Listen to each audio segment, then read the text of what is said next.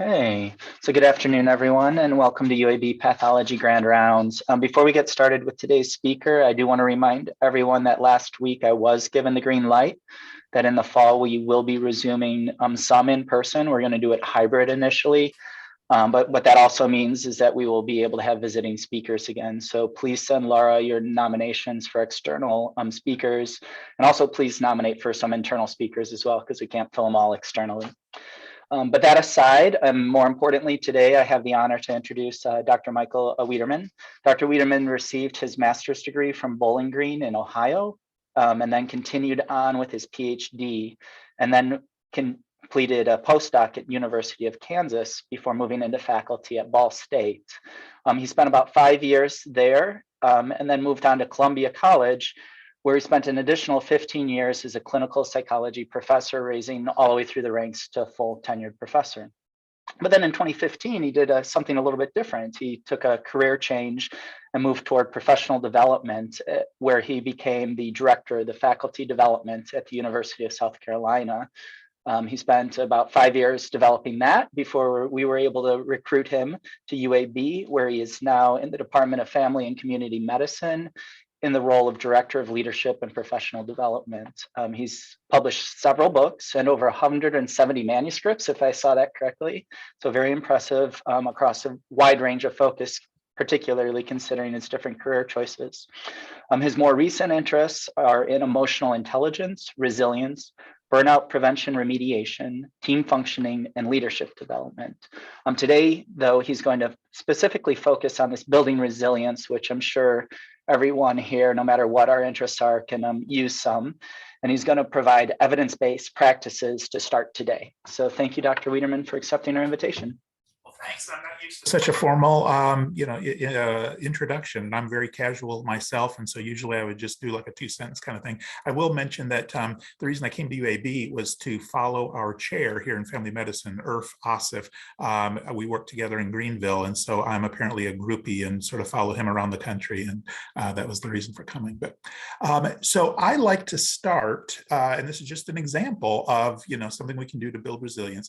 That if I'm running a meeting, I like to start with 30 seconds of what I would call centering.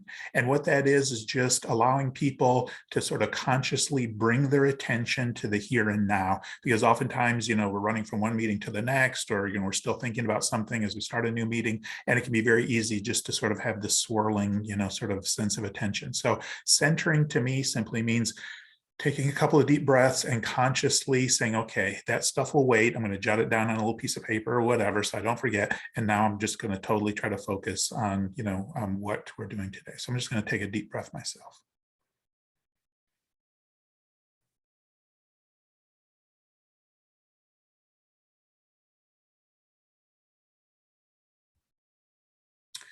And as I said, I'm very casual. I know it's difficult sometimes with Zoom in a relatively large group, but there will be times that on a slide, you'll see this photograph of the raised hands. And that's my cue to you that this really is a question that I'd like some folks to just sort of shout out their answers.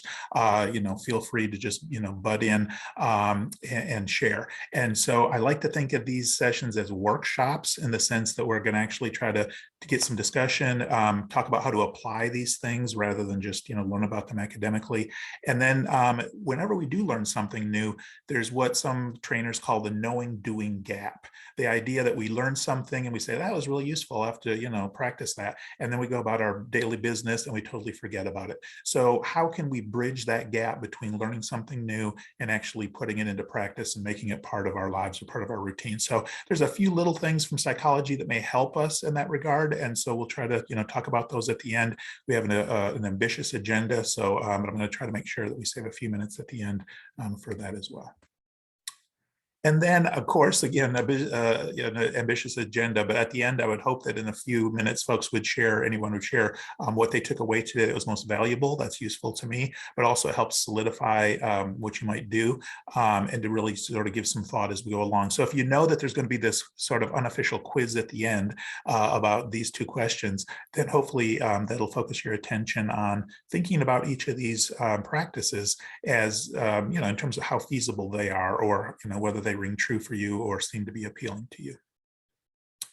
So we're talking about resilience, which is really to me the opposite of burnout. That's how I got into this. Of course, joining academic medicine, you hear the word burnout so much that I recognized right away I needed to dive into that topic and try to become expert on it. And this slide is a reminder to me that 7-8 years ago, whenever I first got into this, the focus was on helping individual clinicians battle burnout and build resilience. And then I would say at least maybe 4 years ago, the national conversation around this really shifted toward pointing out that that's unfair. And it really implies that the individual clinicians are somehow deficient. And if they're feeling burned out or stressed, it's because they don't have the skills to cope with it.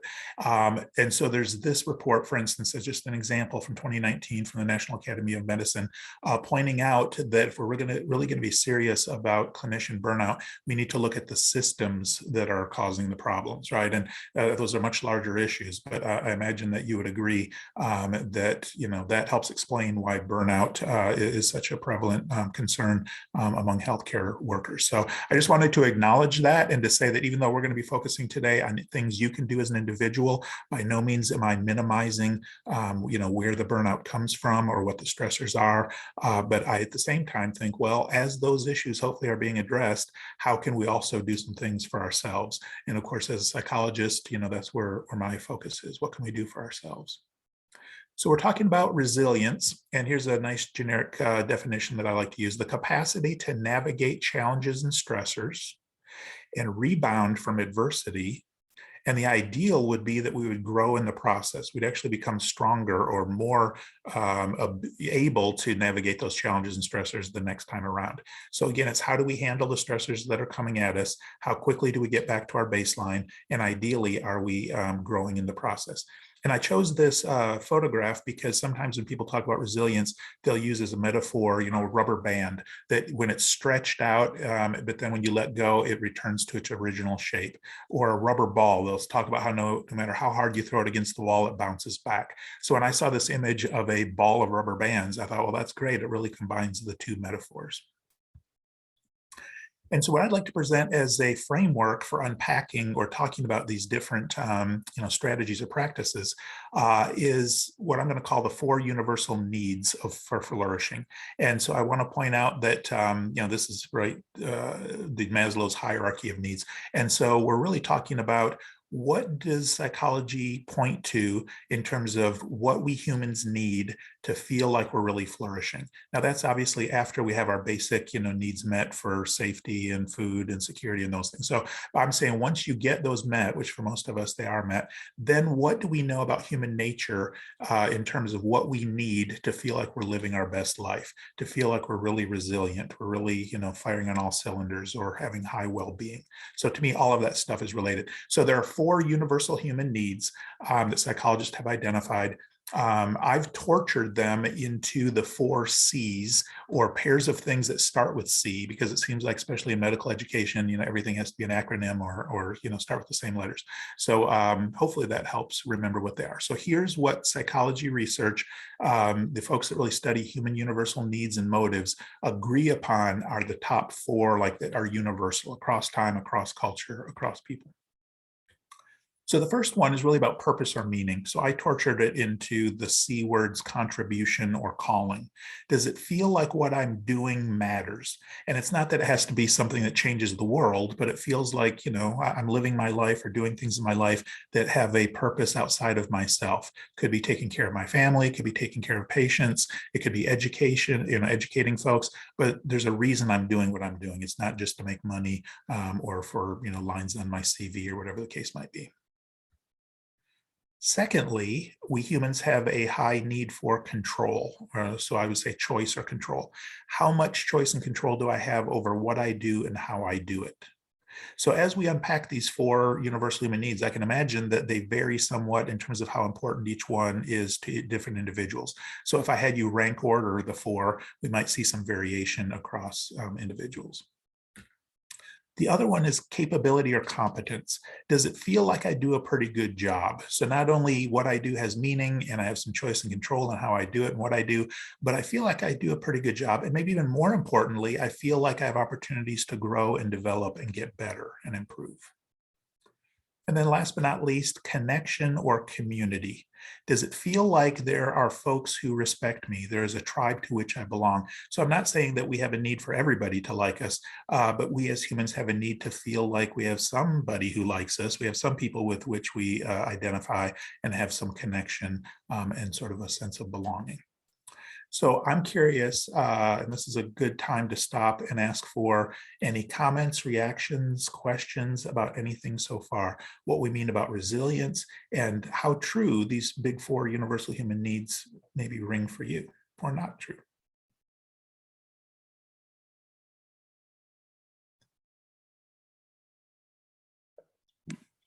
I hear. Here we Yep. go. No, I definitely think they do. They ring true for me at least. There's I'll add, this is Greg Davis. Yeah. Pathologists often speak of how other people in medicine don't really understand what we do. And it's a frustration for us. That, of course, would be the belonging and respect part. So, so we're listening. No, that's a great. That's a great point, right? Like say, so you feel some affinity to other pathologists, but maybe don't feel as much connection to other physicians because of that. Doing something different and not feeling like they really understand. That makes sense. And this is John Chatham here. And along the same lines, there's a large group of us on this who are purely research faculty and do not have little interaction with the clinical folks. And so again, there's a lack sometimes, I think, of understanding as to what do we do and what do we bring to the table in a clinical department. Boy, these are great examples, and all the more reason why. So ideally, we would meet all of these needs at work, right? But sometimes that doesn't necessarily lend itself. So I like to think of these four as maybe even a checklist for occasionally checking in with yourself and saying, how am I doing in each of these areas? How do I feel like, to what extent I'm getting these needs met? And it may be that some of them have to be met primarily outside of work. But even as you say, within a department, not feeling like everyone in the department understands, then do I have connections to other researchers nationally or regionally, and finding that tribe to which we all belong? Absolutely. Anything else? I love it. And when you're on Zoom and you ask a question like this, I've become very sensitive to listening to even the sound of somebody turning their mic on. I like perk up like I'm an auctioneer looking for a bid. And so I heard that and got excited. Nice. So let's unpack some of these. And again, I wish I could take credit for these things, but they're all things I found in literature that are evidence-based in terms of what results in well-being and resilience. And so if we put this first one under contribution or calling, people in business literature talk about how if you want, vital employees, you want vital team members, they have to have a direct line of sight from their work to the larger mission. So in other words, do we as an individual see how our work contributes to the mission of the department, to the mission of the school, to the mission of the organization, whatever the case might be? So again, from a leadership perspective, thinking about how can I help ensure that people on my team or people in my department have that direct line of sight, right? And so again, just something to think about in terms of tying our daily activities and our job roles to the bigger mission. And then similarly, on an individual level, psychologists talk about values clarification, this idea of taking time occasionally to reflect on what is most important in my life. And especially if we're talking about work, then why did I choose my discipline, my career? Why did I choose UAB? Why did I choose? And just reflecting on that occasionally to get back in touch with what's important, right? And reprioritize, because sometimes we sort of lose sight of that as we get caught up in the day-to-day business and, kinds of things that drag our attention.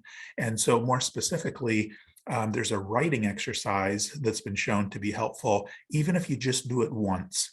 And so the exercise involves taking out pen and paper. They have shown you can type it as well, but there's something about pen and paper. And just writing down stream of consciousness, what is important to you in your life, all the different aspects, why those things are important, and then what role you play or have played in sustaining them. So of course, people often start writing about family and friends and community and the religious community or religious beliefs, their work, their hobbies, their interests. I mean, there's so much that is important. And just doing that stream of conscious, meaning no one's going to see this, so don't stop for punctuation or paragraphs or anything like that. The idea is that we want to articulate it such that we have to put it into words, and writing it down slows us down enough that we actually get a different experience than just sort of thinking about it, if you will. So strangely enough, just doing this for 20 minutes nonstop, when they follow people later who were randomly assigned by a comparison group to maybe write about vacations or write about something else, and they follow them up 6 months later, even 12 months later, the group that did this exercise has higher well-being and a greater sense of self-efficacy and resilience. So there's a lot of debate about how can a one-time exercise like this seem to have lasting effects. But I know some of these things I'm going to share with you today probably sound pretty, at least this is my story, they may sound hokey or may sound like, oh, that's weird, I wouldn't do that, that's touchy-feely. But again, I'm only sharing things that have been shown to actually help. And this is somewhat related in the sense that notice how when we get in touch with our values, we're talking about what's important to us. There's something about our human nature, and we can explain from an evolutionary perspective why this is the case, that we tend to notice the negative more than the positive, right? And that sort of makes sense, because if things are going well or going the way I expect them to, then I don't need to pay attention to it. It's when things don't go the way they're supposed to that gets my attention, because then it's causing a problem or I need to fix it. So there has been a lot lately around the need to shift our attention sometimes consciously toward gratitude, or taking notice of things going right. And so you might have heard of this practice, because it's gotten some publicity widely, called 3 good things. And it was created by Martin Seligman, who's like the godfather of positive psychology and flourishing. In fact, he had a book several years ago called Flourish. And so this is one of the practices that he and his team have researched. The idea is that you pick 3 good things that went well today. They don't have to be big, they can be very small. And then you reflect for each one on what was my role in creating it. So just as an example, I could say, okay, let's see, one of the things that went well today, I was able to go to watch my son's soccer practice. My role in that was that I made sure, I wrapped up things at work in time to be able to, get there on time. Or even I had a hot shower this morning. My role in that is that I pay the bills and I make sure that, everything is running and working smoothly. And so therefore I was able to, enjoy a hot shower. So they don't need to be big things, but 3 things each day. And then they've also investigated, like, when is the best time to do these things? And they found that it's right before sleep. And so there's some theories about, why that sort of maybe resets our focus on our attention as we go into sleep. But doing it immediately before we go to bed. And then if we can get people to do it for at least 7 consecutive days, even if they stop after that, there are some long-term benefits. Although usually if you can get people to do it for 7 to 14 consecutive days, they continue to do it because it gets easier and they start to notice some of the benefits.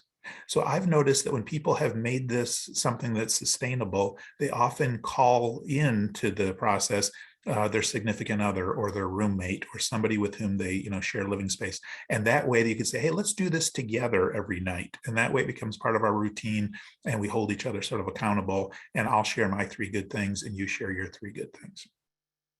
So I'm very curious whether people have heard of that. Some people have, or whether you've tried it or tried something like that. I don't have my little photograph of the raised hands. Yes. Yes, the answer is yes, you've tried it or heard about it. My nieces do this at the end of every day to talk about the roses or thorns. So the roses were the good things that went bad, and the thorns that, or the roses were things that went good, the thorns that things made and went bad. And so, yeah, there's this whole sort of industry that's popped up around this because it works, around gratitude journals and different formats. And I've heard people say, well, in my household, we go around the dinner table and we all share something that went well. And so I say all these things are great, But notice that the evidence, the research shows the best time to do it for a fact is right before we go to sleep. And there's the important part too about what was my role in creating it. And I think for my explanation, the reason that's important is because it helps start to draw our attention to self-efficacy, that these things don't often just happen on, fall out of the sky. I do have some agency or control over some things. Anything else about that? And when I said it gets easier, at first it can be sort of awkward, like, okay, guys, but then I think this is part of why this works, is because as you get into the routine of doing it, then throughout your day, you start to notice things and go, oh, that's going to be one of my 3 good things today, right? And so it helps reorient our attention to things going right versus just focusing on putting out fires and that kind of thing. Oh, go ahead. I heard somebody. Yep. I would just say the difficulty we have, at least at the family level, is finding novel things, because we do it nightly as part of like prayer time, but it often digresses to the same thing every day for especially the children. Well, that's true. You're right, especially like I say for maybe kids. So that is a good point. Yeah, I'll have to grapple with that in terms of how do you sort of mix it up or not become just so routine that it becomes, like say, meaningless or, doesn't really reorient us. Absolutely. Well, under capability or competence, we're just sort of jumping around, right? The idea that one of our human universal needs is to feel like I do a good job, and probably more importantly, to feel like I'm getting better. So I just draw people's attention to the fact that we have lots of learning opportunities here at UAB, including Grand Rounds. That's why you're here today, right? But also we have access to things like LinkedIn Learning, which if we were to subscribe to this as an individual, would be several $100s a year. And so, they have thousands of these curated, in fact, what does it say? There's 16,000 plus, video courses that we have access to. And my experience has been that they're high quality, that they really, make sure that they're, high quality to make it into the repository. So again, plenty of learning opportunities. I know it's finding the time, but just recognizing that that's part of taking care of ourselves and our own well-being is always learning and developing and growing. And related to the capability and competence, a little line of research on using a personal strength in new ways. So the process they've investigated here includes starting out the day by identifying a personal strength. And I just gave some examples here. It could be maybe one of my strengths is I'm curious, or I'm kind, or I'm fair, or I'm hopeful, or I'm humorous, right? And so actually I'll be sharing the slides, of course, today, and you'll see on the next slide, there are links to 2 websites that support this practice that actually provide laundry lists of personal strengths so that you don't even have to think about it. You can just sort of skim through and pick one. But something that resonates for you in terms of personal strength, at the beginning of the day, you pick that thing. And then throughout the day, you try to look for new and different ways to use that strength. So you say, okay, today I'm going to focus on, the fact that I'm curious. That's one of my strengths. And so now my homework is, as I'm going about my day, I'm looking for little ways to use my curiosity, to flex it and to, use it. And so again, if you can get people to do this for at least 7 consecutive days, even if they stop doing it after that, there are some longer term, benefits and effects. So notice now we have a practice at night, the 3 good things, and now we have a practice for the morning, which is pick something and try to focus on throughout the day, how can I use this strength? And there are the 2 links that I'll be sharing. Speaking of choice and control, this term job crafting, they talk about in the business literature, and it comes from industrial organizational psychology. But the idea is that it's a term to capture the fact that some people, without having ever heard the term, seem to take their job and they try to mold it and fashion it to something that is most satisfying for them. And so that could be that they really try to find ways to, again, use their strengths in their job, build relationships within their work with other people, and try to somehow use their own style to whatever effect, right? So it's putting my own flourishes on things, trying to make sure that even though it may be involving asking for additional responsibilities or taking on additional responsibilities that nobody assigned to me, but it's because I find value in that and I know I do a pretty good job at it, and making relationships and connections, mentoring other people, even if I've not been officially, tagged to be the person to, help the new person or whatever. Just various ways to try to make the job more meaningful to me and also more applicable to my strengths. So one of the examples they use in the classic article on this was a custodian in a hospital who is just, again, a very, resilient, engaged, person. And so when they interviewed this person, he says, well, one of the things I take pride in is that I rotate the artwork on the walls on the floor that I, take care of, because the patients are in there, they see the same artwork on the wall if they're in there for an extended period of time. So that gets boring. So I take it upon myself to go back and swap out the art and move it around, right? So it's a great example of doing something extra that is not even asked for, but that way he takes pride in the fact that he's, helped. So think of that line of sight, right, that we talked about earlier. So I'm imagining that he's also thinking about his job, not just in terms of cleanliness and I clean things, but I'm providing an important part of the patient experience. And I'm even finding those ways to make their stay, more pleasant. So I'll stop there for a second. And again, reactions, questions, comments.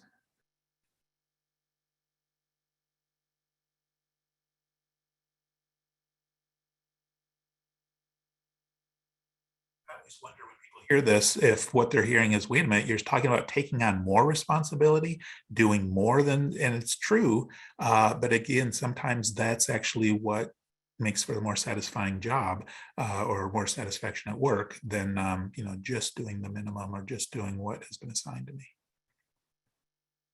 Questions, comments, reactions to any of that? I'll say, and this may be earlier on than at this stage in our careers, but what I tell the trainees in my lab is to be passionate about what you do, but when you have the choice, choose to do what you're passionate about so that you don't have to spend too much time doing this. But obviously, if you're already in a career, you didn't make that decision early on. Say too that when we're earlier in our career, we probably have less choice and control, right? And so the idea is, like I say, looking for those opportunities. And if I have to do something, how can I make it my own? How can I take pride in it? How can I see the connection between that and what's important to me or the mission, that I'm here to help fulfill? And so you're right. A big part of this is cognitive in the sense of looking for those connections and focusing on those, even when I'm doing things that I wouldn't necessarily, want to do, but it's part of my role or part of where I am in training or whatever the case might be. Absolutely. And the idea is not to, the flip side of that is to say, oh, I'm miserable now, but once I get done with residency, once I get done with fellowship, once I get, tenure, but then we're living for the future. And that's not very, it's not going to be, high for our well-being or our resilience. Absolutely. It also reminds me now, as you say that, out of Mayo Clinic, which has really been a leader around resilience and battling burnout, they found that for physicians, being able to do something you're passionate about at least 20% of the time at work seems to be protective against burnout. And it's a nice linear relationship between amount of time spent doing something I'm passionate about and burnout prevention until you get to 20%, and then it sort of levels off. So the idea is that at least one day a week or the equivalent thereof, I'm doing something. It could be administrative work, could be teaching, could be patient care if I'm a researcher primarily, but it's having that time to do something that I'm passionate about. Yeah, this is Greg Davis again. I'll just tell that when I was a medical student on surgery, I found it, I just was very depressed, probably is the wrong word, but I just felt lost. And finally, it occurred to me that I felt lost because I feel like I had been completely subsumed by the demands. And so it didn't make sense, but instead of going home and sleeping, which I was very tired on most nights, I decided to go see a play because there was a production of Macbeth and I wanted to see it. And I actually felt much better the next day, even though I'd had less sleep, because I had done and enjoyed something that mattered to me. And I realized, well, the system in which I've introduced myself voluntarily doesn't have complete control over me. I can do something that matters to me that's outside that system and bring it back as a renewed sense of energy to the system. I love it. Like I say, it's really that recognition that of self-efficacy. And I put myself into the situation, so I shouldn't complain too much, but it's not, like I say, a system that's promoting wellness and resilience. And so how do I make sure that that isn't my only consuming aspect of life and so forth? So I like that idea. Like say, even though you got less sleep, it was more rejuvenating and resilience building than the sleep, which is important, sleep as well. And so what I hear in there as well is that think about this, the big forward human needs that we talked about, and then think about putting people, starting them as residents, as interns. We basically are setting them up for, they have very little choice and control, right, over their schedules and so forth. They may feel, because they're brand new, like they're not contributing a lot. So in terms of purpose and meaning, community, they've often moved away from, the social support and family or whatever that they've had. And then what's the other one? Competence, right? And so forth. So yeah, there's lots of learning opportunities, but they don't feel very competent at first. So really maybe, intern year is just set up to be the antithesis of getting, these needs met. Or medical school as well, right? So. Well, what about when things don't go the way we like? This is big. So what I'm going to do probably in like 10 minutes is give you the crash course in cognitive psychology or cognitive approaches to therapy or counseling, right?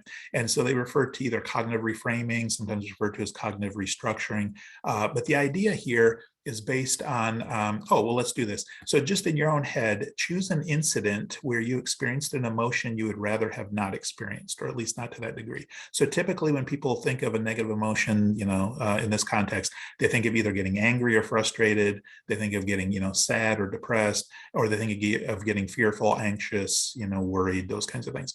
So just to make it as applicable as possible, and maybe we'll even ask for one person to share their example so we can unpack it as a group. Think about some context where that happened. You felt, this emotion that you wish you wouldn't have felt, or at least not to that degree. And then we'll unpack, how do you apply this? So let's use as a generic example, just to understand the root of this. In a group meeting, Nicole says something about John, and John leaves the meeting upset. That's about as generic a description as possible, right? No details. What do you think caused John's negative emotion or negative reaction? What do folks think? What caused John's negative reaction?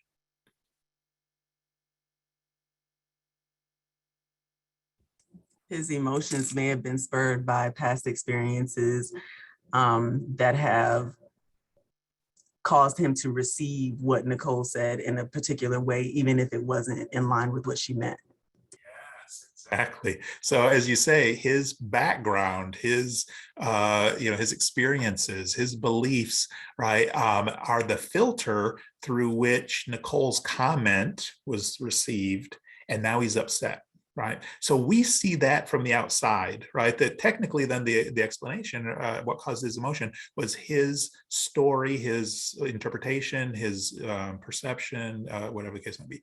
Now, if we ask John what caused him to be upset, do you think he would say, my interpretation of Nicole's statement, because, right, he's going to say, no, she said X. Did you see? That's what, So basically the model here is that I think this is how we as humans subjectively experience life. Things happen, let's call those facts. In this case, Nicole said something, and I have a feeling, I have a reaction. And so it seems pretty straightforward. Things happen and they cause my feelings. But what we're pointing out is that those things that happen are filtered through, let's call it a story, interpretation, perception, whatever. And that's what causes the feelings. So I like the word story because it reminds me that I'm creating this, right, even though it's unconscious.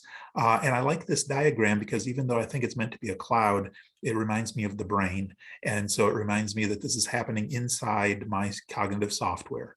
And because I am my cognitive software, I don't even recognize the extent to which my story, my interpretive filter, is influenced by my underlying beliefs and assumptions, my recent experiences, even my current physiological mood and state. Am I hangry? Am I well rested? What happened right before this meeting? What has happened years ago, especially with Nicole, or, I mean, there's just so much that goes into it. And that's why, we've all had the experience of leaving the same meeting and having a very different reaction to it than somebody else, right? And when we unpack it, we realize we heard the same things, but they meant very different, had very different implications or meanings, I guess. Michael, John Chatham here. Yeah. One of the emotions you listed on your earlier slide was anxiety. Mm-hmm. And I think a lot of us, those of us who are dependent on grant success for our career development, I think I would imagine a lot of people listening in would understand the feeling of getting your grant review back and having it not discussed, or a resubmission not making it to the funding line. And one of the things that happens in the research in the research environment, whether it's manuscripts or grants, is that rejection is something we deal with multiple times, and this trying to find a way to manage those feelings of rejection, I think is difficult, but it's important, because in our career we're going to be rejected many, many times.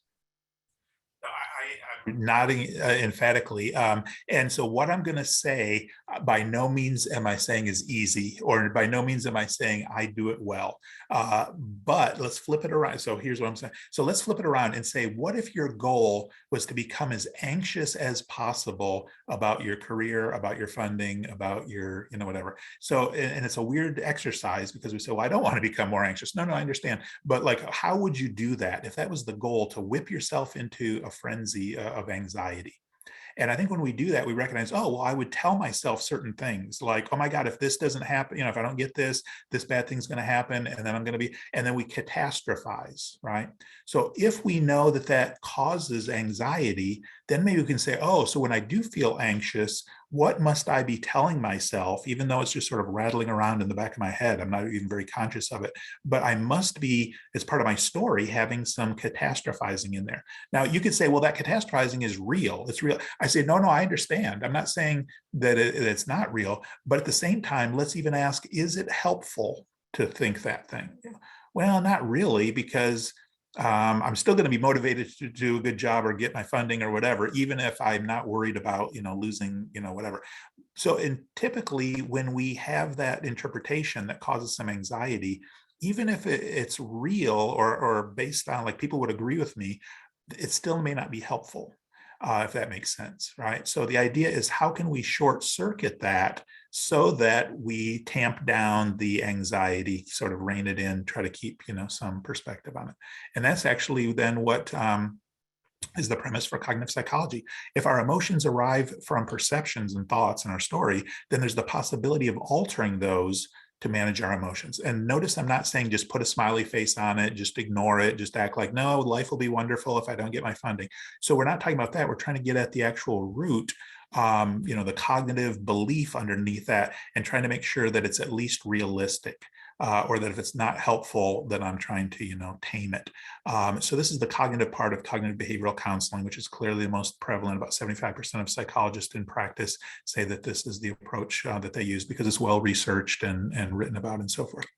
So they talk about teaching clients the ABC model, that something bad happens, let's call it an adversity, that it's filtered through our beliefs, and therefore we have our consequences. So it's basically the same as that model I just showed, where we talked about the facts and the story and the feelings, right? So they teach the client that model, just like we just talked about it. And then they try to say, let's examine that if you're having some feelings that aren't productive, like anxiety, then what must you be thinking or believing, or what must be that filter when you get the rejection letter or you get the whatever? What must that start in motion in terms of those beliefs, and drag them out into the light, and talk back to them and examine how rational or how helpful they are. And so again, it's a process. Otherwise, if it was just that simple, therapists would be out of business. But it requires, homework and doing it again and again, because our underlying beliefs are so well ingrained that they just get set off in a split second. And so rewriting those or attacking them does require some conscious effort, and it gets easier with time and practice, but it's not easy at first, for sure. So what's the process of this cognitive reframing? Again, making those beliefs or assumptions conscious, examining their rationality. And by rationality, it means like absolute truthfulness. And many times when we catastrophize, it's because, we're jumping way down the road that this one bad thing happening is going to end up with me being, poverty stricken and losing and so it's like, well, let's stop that, train from leaving the station. Or usefulness. Again, it's like, well, even if it's all true, is it useful to focus on that or to think that way? And so sometimes that's enough to short circuit and say, no, let's let that go and focus on what I need to do next, or whatever the case might be. So again, it requires repeated practice. As I talked about, our other beliefs are ingrained and automatic, so we have to override those. And so there are some common set of underlying beliefs that, again, we all inherently, I think, have, that the cognitive psychologists would say cause people, us, the most difficulty. And so just some examples. Anytime our beliefs start with must or should or have to or need or always or 100%, the idea is that those are probably going to lead to some negative emotions, because life isn't going to show up that way, and we're going to be then disappointed, or it's going to run counter to what we believe. So I have to get this grant. I can't lose this job. I need to, those kinds of things are going to create those catastrophic thoughts, right? And the cascading anxiety that results. So again, it's questioning, and I know this sounds trivial to really question, like, well, is that absolutely true? What if I did lose this job? What if I didn't get that grant? What if this, happened? Again, I feel like, as me saying this, I don't want to trivialize, those concerns, because they're real. But the question is it helpful to focus on that and catastrophize it and sort of make it worse? Or again, is that energy that would be better spent on actually trying to work on the next grant, or work on, getting the proposal finished or improved or whatever? So questions, comments there. And I imagine if you've ever been to counseling, maybe some of this, looks familiar, maybe in a different format. And easy for me to say, I can be a professor of cognitive therapy, but actually practicing it is a whole nother animal. This is Adam again. I think building off of John's example of the grant rejection, it gets back to some of the other needs that you discussed, and that lack of control. Mm-hmm. Because so much of our career, we can work as hard as we want on the manuscript, on the grants, but then we have to basically give up control and send it out to the reviewers. Mm-hmm. And I don't know your thoughts on balancing that need versus this exercise. No, that's a good point. And so what I hear in there is the idea about making sure that these 4 human universal needs, I'm not putting all my eggs in one basket.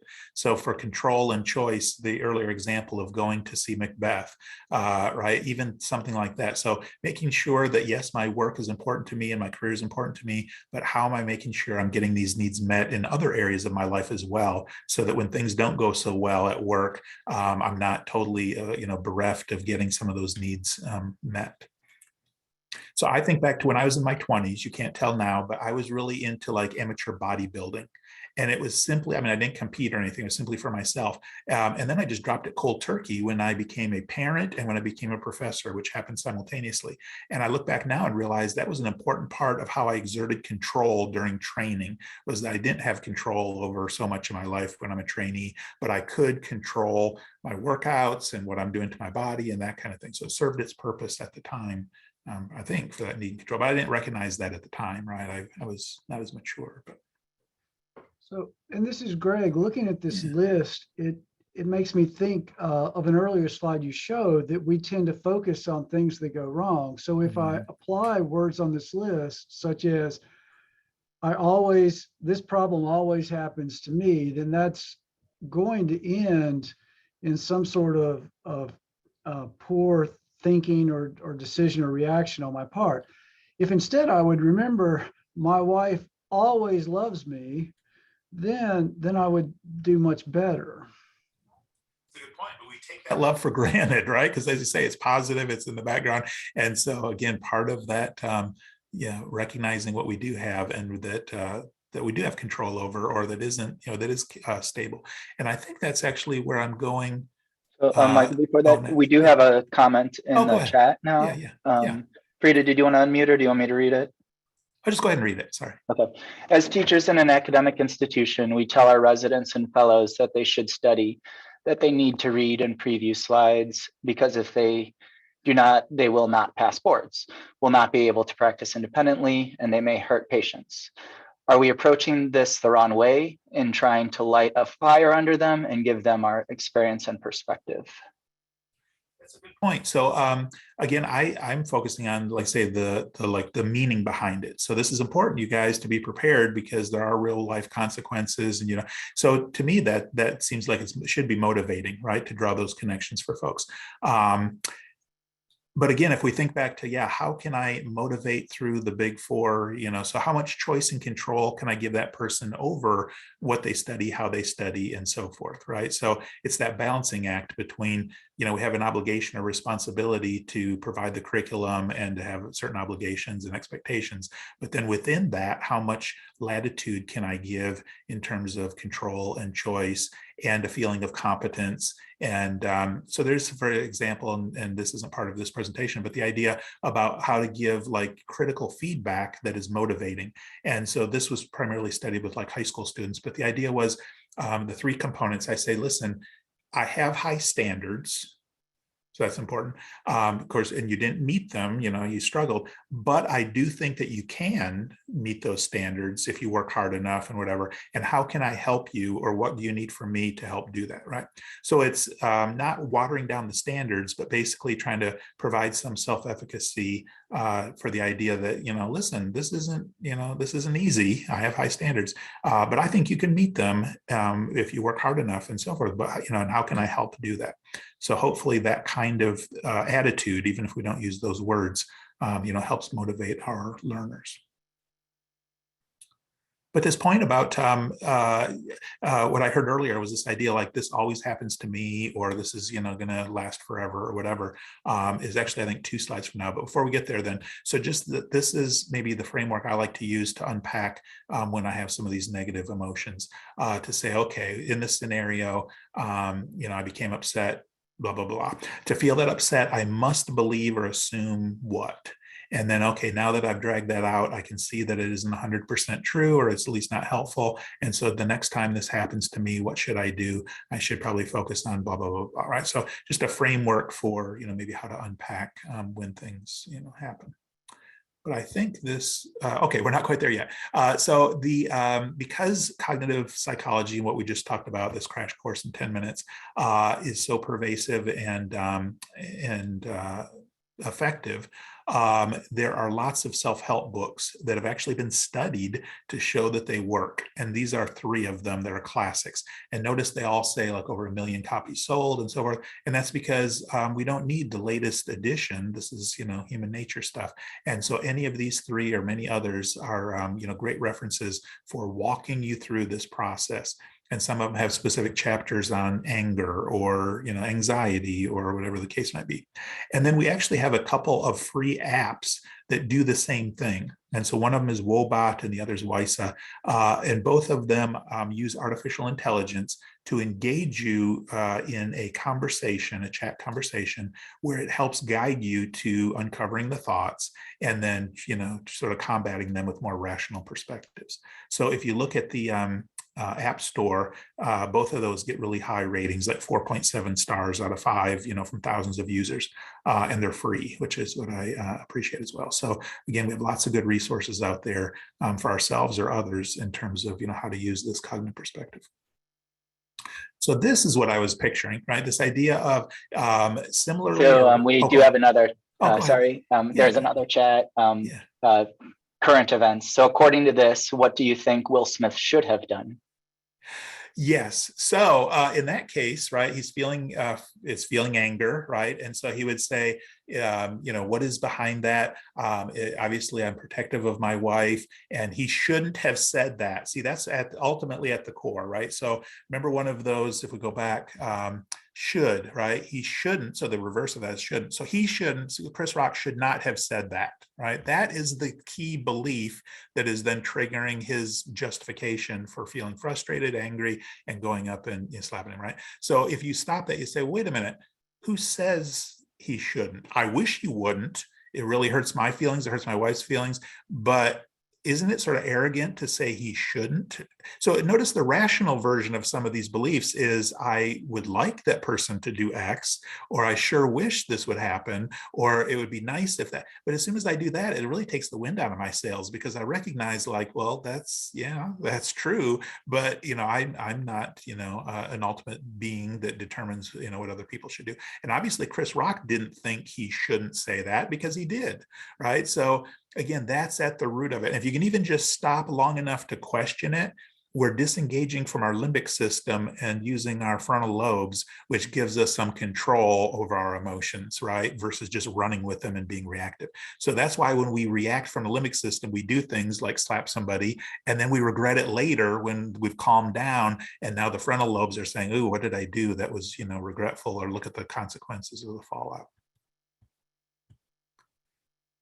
So this is related, but is coming from a health perspective in the sense of, not therapy, but the idea about when they study people that are really resilient, they tend to have this sort of proactive appraisal of an adversity. In other words, when something bad happens to us, we're automatically going to make assumptions or judgments about how much control I have over it, how pervasive or broad of an effect it has, and how long it's going to last.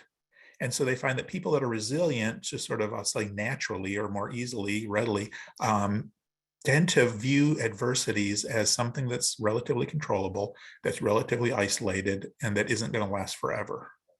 So that's the ideal, isn't it? When something bad happens, to say, okay, what do I need to do about this? How much can I control it? It's not going to affect every aspect of my life, and things will get better. But if that doesn't come easily to us or readily to us, there is a sort of framework that's been published in Harvard Business Review and some research behind it that walks us through how to do that. So these are the 3 questions those authors try to get people to ask themselves when something bad happens. What features of the situation can I improve, or at least potentially improve? How can I contain the negatives and generate currently unseen positives? Is there maybe even a silver lining in there? And then maybe the most important, what can I do to begin addressing the problem now? So again, instead of focusing on the catastrophizing and, the woe is me and so forth, it's like much more proactive. What do I need to do to stop the bleeding now? And what can I, do to improve it? And then is there even something maybe that in the long run is going to come out of this that's better? And it's trying to shift our perspective to being proactive and positive. Now, those authors say that one of their frustrations is when they share this, like in workshops and things, people say, oh, this is great. I'm going to save this slide or save this handout or whatever, and put it in my drawer so that when something bad happens, I can pull it out. And they're like, oh, no, wait a minute. That's like saying, I've got a marathon coming up in, 6 months. So I'll start working out the night before. It's like, no. We need to start training now so that when the bad thing does happen that's big, we are automatically attuned to be approaching it this way.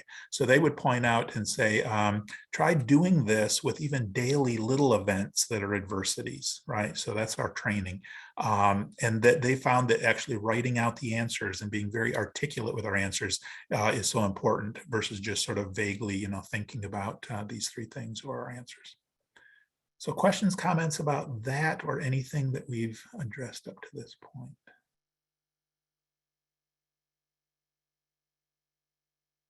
I know we only have a few minutes left and there's just so much. So let's see what is next.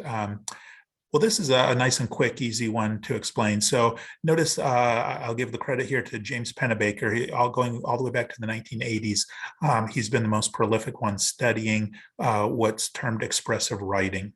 And basically, if we're having a stressful experience or a traumatic experience, or it could have been something from our past, it doesn't matter, current or past, if we simply write about it in a free form stream of consciousness way, there are just such great long-term benefits, again, even if we only do it once. So they have found that just setting aside at least 15 or 20 minutes of uninterrupted time, turn off our phones and really devote to this. And the key is not to focus on the details of what happened or what is happening, but focus on our thoughts and feelings about the situation. And then from there, start writing about how is it related to other areas of my life. And then wrap it up by saying, what advice would you give a friend if they were in the same circumstances? So that's the structure, just taking out pen and paper or open up a blank document. And for the 20 minutes, just get it all out there, stream of consciousness, right? So write nonstop. Don't worry about how it looks or sounds because no one's going to be thinking it or saying it. So don't overthink it. And then they say that if you get stuck, just keep retyping or rewriting the same thing over and over again until something pops up, and then keep going. And people are amazed at where their thoughts end up going once they do this versus just thinking about the stressor or the traumatic event in their own heads, which we might actually in some way say this mimics what happens when you go to a counselor and you have to articulate what is going on or what has happened in some way in terms of your thoughts and feelings and how it relates to other aspects of your life and so forth.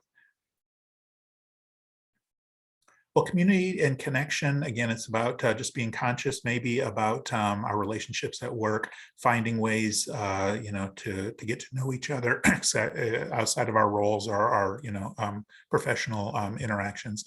And this act of kindness thing just reminds me that psychologists call them pro-social behaviors. And they found that if you consciously say, my homework today is, 3 times throughout the day, I'm going to look for a genuine opportunity to give somebody a compliment. Doing that actually ends up boosting our mood and our sense of engagement and well-being by the end of the day than if we didn't do that. So even though we're doing things nice for other people, it actually has some benefit for ourselves. So again, they call those pro-social behaviors. This is just a reminder that I love the title of this article, Overnight Therapy, ? The Role of Sleep in Emotional Brain Processing. And there have been, this is 2009, there have been lots of reviews before that and since that. And so every several years, somebody will do a nice, lit review and they find the same thing, which is this, that if we want to have any chance of processing, of controlling or regulating our emotions, we need to have good quality sleep. That when we're sleep deprived, we go off the rails in that regard. So again, it has made me very conscious and very protective of my sleep and how important that is to my well-being and to being able to, show up and be a good professional at work. Okay, so that was the dog and pony show. So I know I threw a lot at you. On the one side are the big 4 universal human needs. On the other are just reminders of some of the major practices that we talked about in our last couple of minutes. Any reactions? Remember I'll come back to the slide, but oops, went the wrong way. Remember the quiz was what was most valuable. Is there any part of this that you think you foresee, trying for yourself and that kind of thing?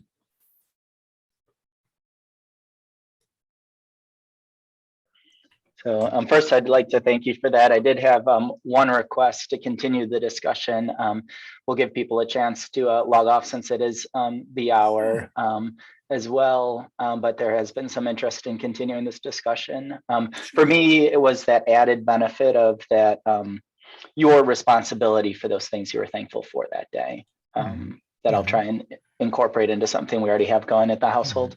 Yeah, that's great. I appreciate hearing that. Yeah, that's a good point. Yeah. Because again, we see that theme about self-efficacy, right? And what role do I play? How much control do I actually have? And trying to hopefully develop an appreciation for the sense that we have some control that maybe we're not recognizing. There is a comment in the chat. Of these big 4, which one do you perceive as the most important? I think it really depends on the individual. So that's what I was saying earlier. I bet you that if we had people rank order how important these are, there's going to be variation. So I think that really is an individualized kind of thing. So for me, for instance, I'm an introvert. I would say the least valuable or need there is the connection or community. So I can at least say that for myself versus other people. I mean, that's just a foreign concept. Well, how can that not be like at the top of your list? And so I think it really just does vary. Thank you, Dr. Weiderman. Thank you. And again, if you log off, I appreciate it. I'll be sending the slides out and sharing them as well. And you always know where to find me.